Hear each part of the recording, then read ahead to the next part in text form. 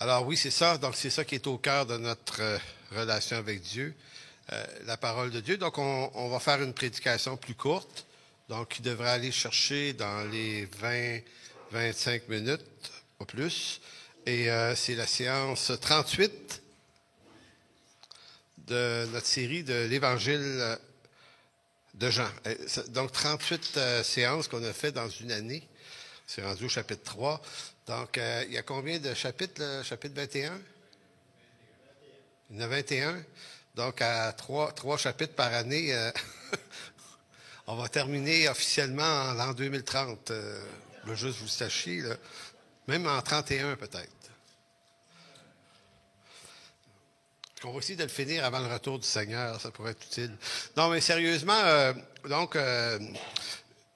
dans Jean chapitre 3, on est dans le verset Jean 3,16. Dieu a tant aimé le monde qu'il a donné son Fils unique, afin que quiconque croit en lui ne périsse point, mais qu'il ait la vie éternelle. Donc la semaine dernière, on avait tenté de comprendre qu'on peut se servir de ce texte-là pour créer toutes sortes de débats, savoir c'est qui les quiconques. Dépendant des postures qu'on a, théologiques, on peut s'attarder tellement là-dessus qu'on oublie que le but du texte, c'est de nous dire que Dieu a tant aimé le monde. Donc, c'est l'amour de Dieu qui est vraiment le cœur du texte. Donc, il ne faut pas oublier ça dans les débats qu'on peut amener sur cette question-là. Donc, et cette semaine, c'est un peu ce qui a inspiré mon approche ce matin, c'est que pendant la nuit, y en a-tu qui dorment pas bien la nuit ici? Donc la question, si on veut savoir, y a-tu qui dorment bien la nuit? Il y a presque personne qui lève la main. Donc bienvenue dans la tribu. Donc on fait quoi la nuit quand on se réveille comme ça puis qu'on dort mal? Ben, on s'inquiète. Je sais pas pour vous, mais moi je fais de l'anxiété seulement la nuit. Le jour, c'est beau. Mais on dirait que la nuit, ça va pas bien quand je me réveille. Je suis obligé de marcher dehors, des fois, sortir, aller prendre une marche, revenir. Et j'ai découvert qu'on était nombreux dans cette tribu-là. Donc, ce qui m'inspire de prier, puis c'est souvent la chose la plus utile qu'on fait la nuit, puis on réfléchit. Tu sais, quand on ressent une certaine souffrance, c'est plate de souffrir, mais souffrir, ça nous aide à réfléchir mieux sur des affaires auxquelles on ne réfléchit pas autrement. Si la vie allait trop bien, on serait des êtres extrêmement superficiels. Donc, j'allais dire, malheureusement la souffrance, mais à la fois heureusement aussi la souffrance qui nous fait entrer dans des profondeurs nouvelles avec Dieu. Et donc, parmi mes veilles de la nuit, j'étais couché puis je réfléchissais à ce qu'il y avait d'important. Tu sais, au-delà de ce qu'on ressent, puis des inquiétudes qu'on a, puis on vieillit un peu, toutes sortes d'affaires qui nous ramassent. On a mal à toutes sortes de places. Tu sais, avant ça, on avait mal quand on tombait. On avait mal une semaine, des fois 3 jours, des fois 1 heure. Plus tu es jeune, moins la douleur est longue. Vous avez remarqué ça? Vous savez, moi, il y a 10 ans, 8 ans, c'était mon dernier match de baseball. J'ai frappé un coup sûr en courant au premier but. Je me suis enfargé dans le premier but. Et j'ai continué tout droit jusque dans le champ droit, en roulant. Puis, je me suis relevé de ça, genre 10 minutes après.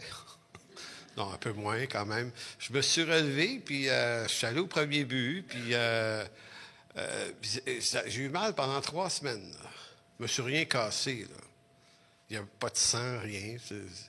3 semaines. À l'âge de mon fils, quand tu tombes, Mick, ça prend combien de temps, là? 2-3 secondes, ouais, c'est ça. Ben, c'est ça. Ben, ça. Donc, un jour, je suis en train de te dire ce qui va t'arriver. À un moment donné, tu vas dire, OK, je pense que je vais arrêter de faire ce type de sport-là. Non, mais je raconte ça parce que, sérieusement, la vieillesse ou grandir ou vieillir, c'est aussi être de plus en plus accaparé par toutes sortes d'inquiétudes, puis des souffrances, puis des maladies, puis problèmes de santé, mais problèmes de santé mentale aussi. On est tous affectés par la chute de différentes façons. Et c'est ça, le problème du péché. Donc, il ne s'agit pas de choses qu'on peut chasser au nom de Jésus en 3 secondes. Ça fait partie de la vie d'un jour en mourir. Tu sais, c'est ça que...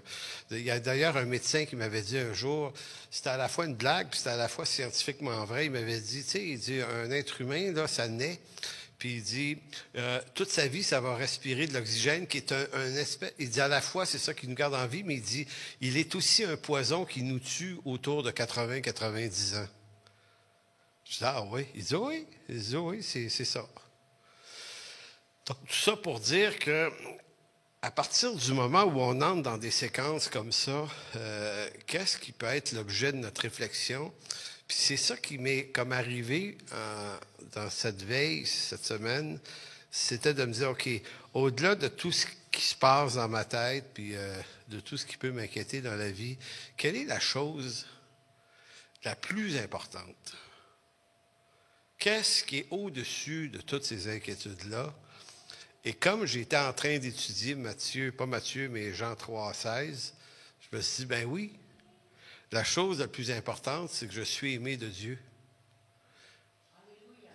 Merci Manon. C'est vraiment la chose la plus importante qu'il ne peut pas y avoir. Quand on est plus jeune dans la foi, on le voit moins ça. Mais plus le temps avance, plus cette vérité-là prend de la place. Donc, dans l'échelle des objectifs les plus importants qu'on peut atteindre dans la vie, quel est le plus important? Parce qu'il y a beaucoup de choses intéressantes. Là. Avoir une bonne job, c'est important. Tu sais. Une belle maison ou un bon lieu pour demeurer. Peut-être que pour d'autres, voyager, être riche, avoir de nombreux amis, réussir son mariage, réussir l'éducation de nos enfants, être en santé, être heureux. Puis là, on peut ajouter à cette liste-là beaucoup de choses. Évidemment, c'est toutes des choses utiles au bonheur de l'homme. On ne dira pas que ce n'est pas important, mais la chose qui dépasse toutes ces choses, c'est vraiment de savoir que je suis aimé de Dieu, que vous êtes aimé de Dieu. Parce que d'être aimé de Dieu, ça ne fait pas juste vous envoyer des vagues quelconques d'amour. L'amour de Dieu, c'est aussi ce qui fait de nous des enfants de Dieu. Donc, c'est comme si on se dit, quand ça va mal, peut-être que le bout dans lequel je suis en ce moment, il n'est pas tellement tripant. Mais c'est pour un temps. Parce qu'il y a un meilleur temps qui m'attend juste après ce moment, ce mauvais moment. Et être aimé de Dieu, c'est ce qui fait qu'un jour, je vais me retrouver chez lui, dans sa présence. Donc, c'est pour ça que je dis tout le reste n'est pas sans importance, mais si celui qui m'aime est Dieu, si, comme le dit Jean 3,16, il a donné sa vie afin que je ne périsse point, mais que j'aie la vie éternelle, je suis donc aimé de la personne la plus importante de toute cette création. Maintenant, si je suis l'objet de l'amour de Dieu, il n'y a rien de plus important que ça dans toute la création. Et donc, quoi qu'il arrive, je peux tout de même relaxer. En tout cas, trouver une façon de dire, OK, je vais fixer mon attention sur cette chose-là, qui est la plus importante, parce que c'est là que repose mon assurance éternelle, et ça, c'est réglé. Dans sa première lettre, Jean 3,1 va dire « Voyez que l'amour ». Et le verbe grec « voyez », c'est un verbe là, qui est plus punché qu'en français. « Voyez », c'est comme, bon, « voyez ». Mais le terme grec, c'est vraiment « portez votre attention ». Donc, portez votre attention sur l'amour du Père. Et ça, c'est intéressant. Donc, c'est pas juste voir ça de façon superficielle, mais de voir ça de façon active. Voyez quel amour le Père nous a témoigné pour que nous soyons appelés enfants de Dieu. Maintenant, de quelle façon Dieu nous a-t-il témoigné son amour? Ben, ça se rattache à Jean 3,16. Ben, il a donné son Fils unique. C'est le prix que Dieu paie pour que je puisse retrouver ma paix, ma tranquillité, ma joie, si c'est possible, ici-bas, en attendant d'entrer dans la réalité éternelle avec Dieu. Puis ces temps-ci, je le disais dernièrement, je m'intéresse beaucoup à la théologie luthérienne sur la justification. Puis j'aime comment Luther explique l'importance de la croix en disant que c'est le lieu de la radicalité de Dieu. Quand on doute de l'amour de Dieu pour soi-même, parce qu'il y a toutes sortes de raisons de douter de l'amour de Dieu, parce qu'on regarde l'amour de Dieu comme on regarde l'amour ici-bas, c'est-à-dire l'amour ici, là, c'est complètement imparfait, c'est à géométrie variable. On aime, on n'aime plus, on aimait beaucoup, on haït beaucoup, bref, on est coincé dans toutes sortes de problèmes avec l'amour. Donc, c'est béni l'amour, mais ici, le portrait qu'on en a, il est vraiment pas toujours idéal. Mais Luther disait, si vous comprenez le prix que Dieu a payé pour vous aimer, c'est-à-dire d'avoir planté une croix sur le mont Golgotha et d'avoir pris son Fils incarné, puis il l'a cloué à cette croix-là. Il a humilié son Fils et il a mis sur lui tous nos péchés. Tout, ça l'a tué. Il n'est pas mort de la lance du Romain. Il n'est pas mort des clous plantés dans ses bras. On ne meurt pas de ça. Ça aide pas, c'est sûr. Mais il est mort beaucoup plus rapidement. Il est mort du poids de nos péchés sur lui. Et ce qu'il faut bien comprendre, c'est que ce n'est pas nos péchés en général, c'est peut-être quelque chose de nouveau que je comprends mieux maintenant. La rimette, c'est oui, Dieu est mort pour mes péchés, il est mort pour nos péchés, il est mort pour les péchés du monde entier, mais on dirait que c'est péché de façon, comment est-ce que ça, c'est comme un générique, là. Le péché en gros, là. Puis un commentateur luthérien disait, il s'appelle Gérard Hauford, dans un de ses ouvrages, il dit, mais c'est pas que ça. C'est qu'il y a tes péchés là-dedans à toi. Tes folies à toi sont là. Tes bêtises, tes secrets. Tout ça, là, ça fait partie de la violence qu'il a subie. Il en est mort de tes péchés. Il en est mort de tes péchés à toi, personnellement. Donc, je fais partie de ceux qui ont condamné le Christ à mort. C'est pas juste les Romains ou les Juifs, c'est l'humanité qui est coupable. Maintenant, quand on doute de l'amour de Dieu, ce qui devrait revenir à notre esprit, c'est le prix payé. Si Dieu a payé un tel prix, c'est pour ça que le texte de Jean 3,16 est très intéressant, car Dieu a tant aimé.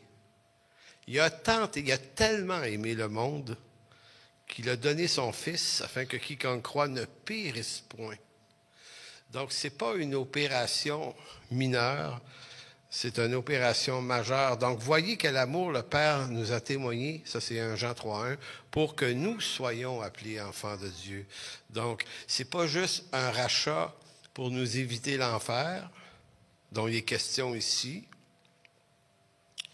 C'est littéralement afin de nous faire membres de sa famille. Nous sommes enfants de Dieu et nous le sommes. Si le monde ne nous connaît pas, en d'autres mots, si le monde ne reconnaît pas que nous sommes enfants de Dieu, c'est parce que ce monde ne l'a pas connu.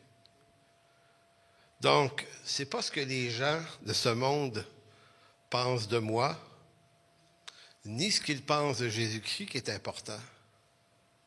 Ce qui importe le plus, nous dit Jean, c'est que je suis enfant de Dieu. Donc, c'est la chose la plus importante qui nous concerne.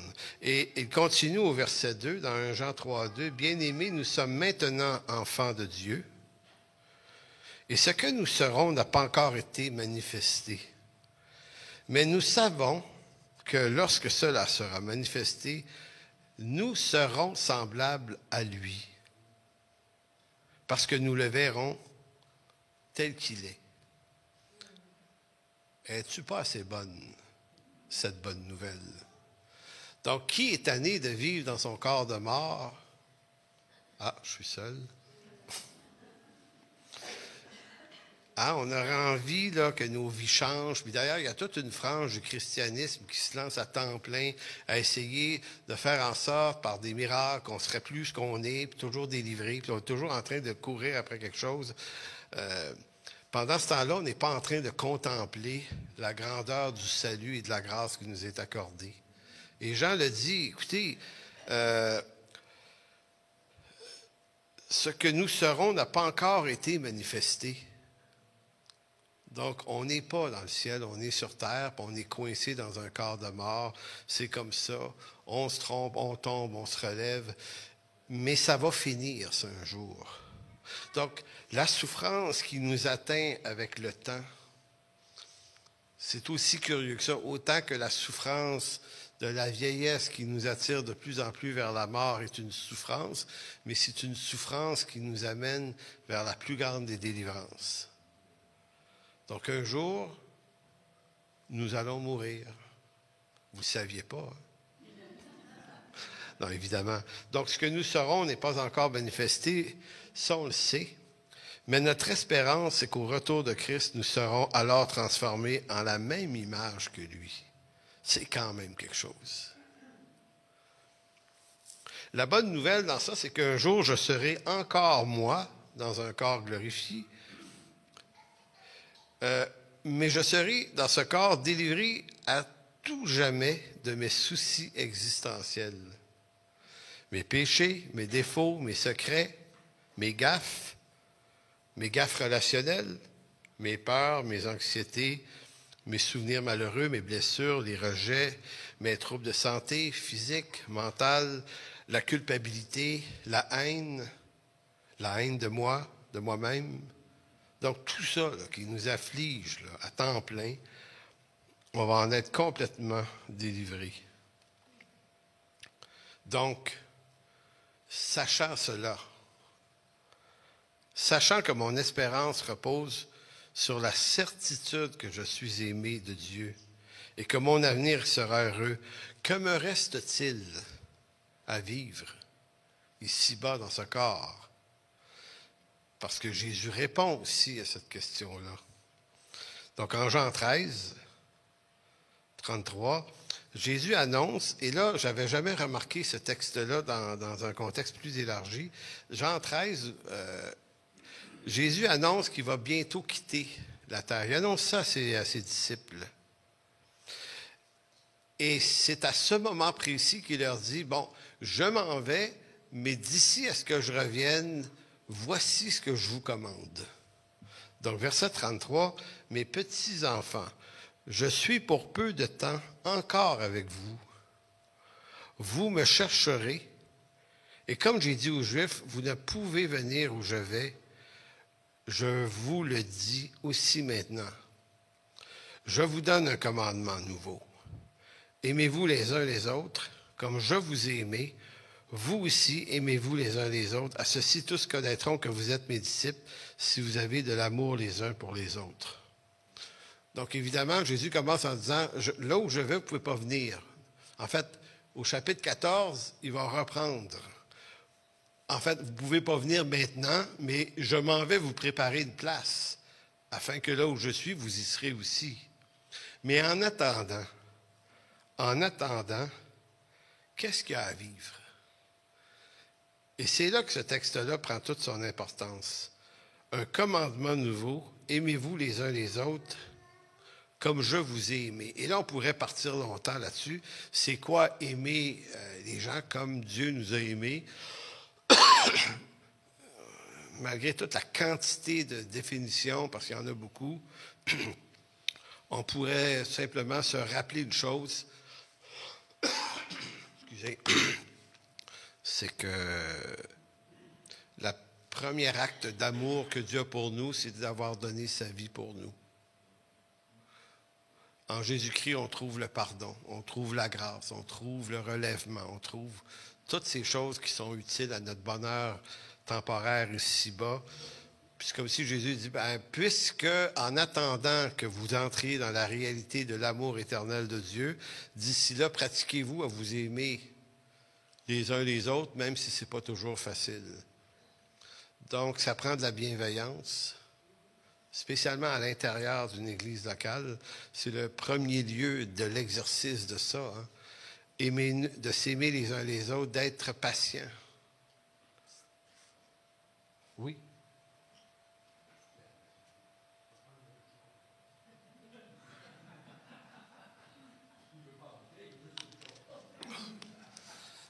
Ben, je suis genre à faire la gaffe de l'échapper à terre. Puis, donc, c'est très rassurant, ça, cette idée-là. Est-ce qu'on doit réagir à tout ce qui arrive? Tu sais, les relations entre nous, est-ce qu'on doit réagir à tout, là? Est-ce qu'on doit toujours chercher justice dans tout? Est-ce qu'on doit toujours... On dirait qu'en vieillissant, c'est une autre affaire. Tu dis, je pense qu'on va œuvrer plus à essayer de s'apprécier, de se pardonner les uns les autres et de faire comme la plupart des parents font. Mais il ne faut pas le faire trop, mais il faut le faire aussi. Vous savez, des fois, ton jeune, il fait quelque chose, là, puis tu te dis, OK, j'ai rien vu. Parce que s'il fallait que tu réagisses puis tu corriges à chaque fois, au nom de vouloir corriger, ça empire la relation, ça fait rien de bon. Donc, tu sais, le juste équilibre en quand c'est le temps, oui, d'intervenir, de dire quelque chose des fois. Puis si on le fait, ça doit être avec un esprit de douceur, évidemment. Puis d'autres fois, c'est... On continue notre chemin, on ne mord pas sur tout.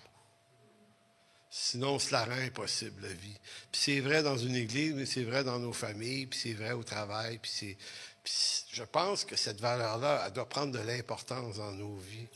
De ne pas prendre tout au premier degré et d'être de plus en plus à l'image de ce qui est demandé ici, s'aimer les uns les autres comme je vous ai aimé, parce que le verset 35 affirme que « à ceci tous connaîtront que vous êtes mes disciples ». En d'autres mots, c'est de l'évangélisation, ça. C'est ça qui va être remarqué. Voyons. Donc, c'est... Ah oui, là, c'est revenu. Donc, c'est ça qui va être remarqué le plus. Donc, l'apôtre Paul, dans sa lettre aux Colossiens, et là je termine là-dessus, Colossiens 3,12, l'apôtre Paul donne une des meilleures définitions des relations fraternelles dans une église locale. Et je le lis chez la version Sommaire que j'ai utilisée. Colossiens 3,12, version Sommaire. « Ainsi, puisque Dieu nous a choisis pour lui appartenir, et qu'il vous aime, revêtez-vous d'ardente bonté, de bienveillance, d'humilité, de douceur, de patience. Supportez-vous les uns les autres, et si l'un de vous a quelque chose à reprocher à un autre, pardonnez-vous mutuellement. Le Seigneur vous a pardonné, vous aussi pardonnez-vous de la même manière, et par-dessus tout cela, revêtez-vous de l'amour qui est le lien par excellence. Que la paix instauré par le Christ gouverne nos décisions, vos décisions, car c'est à cette paix que Dieu vous a appelés pour former un seul corps. Soyez reconnaissants. Conclusion, je vais vous lire un texte que j'ai copié d'un autre pasteur, fait que je vais le nommer. C'est Bernard Guy, de l'Église baptiste de Sherbrooke, un bon ami d'ailleurs. Et puis, il a publié ça hier sur sa page, puis c'est un texte qui m'a interpellé. Ça raconte l'histoire d'un militaire américain qui, durant la Deuxième Guerre mondiale, s'est retrouvé gravement blessé sur le champ de bataille. Et c'est comme si cet homme-là se disait, bon, tant qu'être en train d'attendre la mort, parce que je suis tellement blessé que je vais mourir, je risque de mourir, ben, je suis aussi bien chanter un cantique. Le gars, c'est un croyant. Donc, en 1944, dans le temps de Noël, Bert Friesen, un soldat américain, était étendu par terre, grièvement blessé, incapable de bouger et attendant que la mort l'emporte. Durant 6 longues heures d'agonie, il a chanté et rechanté à voix douce un cantique que sa mère lui avait appris. Et les paroles du cantique, c'est « Il y a un nom le plus précieux des noms, une musique la plus belle des musiques. » Voyons. Et quand mon cœur est troublé, rempli de crainte, Jésus me remplit de sa paix. Fait que le gars, imaginez, là, il est dans un trou de boîte quelque part, là, puis il est blessé, puis il est tout seul. 6 heures de temps. Le gars dit, qu'est-ce que je peux faire d'autre? Je vais chanter. Et là, soudain, il entendit du bruit tout près de lui et ouvrant les yeux, il aperçut devant lui un soldat allemand, arme au poing. Voilà, se dit-il, c'est fini. Attendant que le coup de feu de sa délivrance parte. Tu sais, parce que tu dis, je dois aussi bien mourir, là. Mais le soldat allemand ne tira point. Il dit en anglais, chante encore. Alors que Bert entonna de nouveau son refrain, il se sentit soulevé. Le soldat allemand le plaça en sécurité à l'abri d'un rocher. Au peu de temps après, des soldats de son commando le trouvèrent. Je trouvais l'exemple et la conclusion intéressante pour dire qu'est-ce qui est la chose la plus importante. Qu'est-ce qui est plus important aujourd'hui? Qu'est-ce qui va être le plus important ce soir, ou cette nuit, ou demain, ou dans un mois, quand on va traverser des tracas? C'est ça. On appartient à Dieu, et dans toutes les dimensions de ce que ça peut être, c'est ce qu'on doit repasser continuellement dans nos cœurs. Amen. Donc, si vous voulez bien, on va pencher la tête, on va prier. Alors, Seigneur, mon Dieu, merci de bénir ce moment ce matin. Merci de bénir ta parole qui nous réconforte, qui nous ramène à l'heure du jour, maintenant, tout le temps, Seigneur. Cette parole qui nous ramène au lieu où on devrait toujours être, maintenant dans ton amour et maintenant dans ta grâce parfaite et complète. Alors, merci de bénir cette journée et merci de bénir également cette rencontre spéciale qu'on va tenir dans quelques minutes. Merci dans ton précieux nom. Amen. Donc, on va quitter les ondes et puis on va demander à tous nos membres qui sont à distance de vouloir se joindre le plus rapidement sur Zoom pour la rencontre. Et on vous demande de fermer vos micros quand vous arrivez. C'est très important aussi. Donc, voilà, on va finir là-dessus. On salue tout le monde qui nous écoutait sur le web. Soyez bénis. À la semaine prochaine.